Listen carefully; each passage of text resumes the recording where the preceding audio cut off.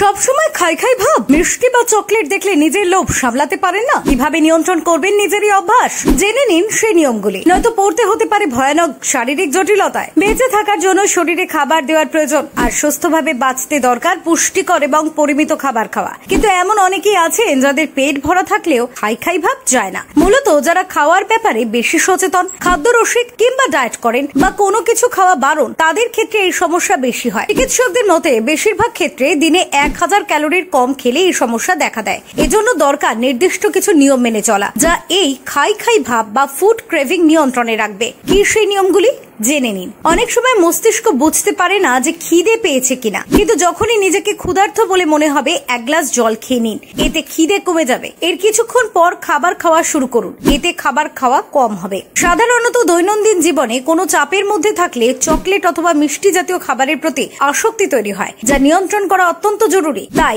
হাঁটা, ব্যায়াম করা, কোনো বন্ধুর সঙ্গে মন খুলে কথা বলা, সিনেমা দেখার মাধ্যমে চাপ কমানো জরুরি। খাবারে পর্যাপ্ত পরিমাণে প্রোটিন রাখতে হবে। ওবেসিটি জার্নালে প্রকাশিত একটি রিপোর্টে জানা যায়, খাবারের মোট ক্যালোরির 25% প্রোটিন থেকে আসলে অপ্রয়োজনীয় খাবার খাওয়ার প্রবণতা 60% কমে যায়। যারা কম ঘুমন এবং ক্লান্তি বোধ করেন, তাদের খাই খাই ভাব বেশি হয়। যেহেতু তাদের শরীর ক্লান্ত থাকে, তাই সবসময় সক্রিয় থাকতে শরীরের কিছু খাবারের প্রয়োজন হয়। তাই প্রত্যেক দিন 7 থেকে 8 ঘন্টা ঘুমানো অত্যন্ত জরুরি। এছাড়া বেশি খিদে পেলে উচ্চ ক্যালোরি সম্পন্ন ভাজা বা প্রসেসড ফুডের প্রতি আসক্তি বাড়ে। কাজে খিদে মাত্রা ছাড়ানোর আগে স্বাস্থ্যকর খাবার খেয়ে নেওয়া জরুরি।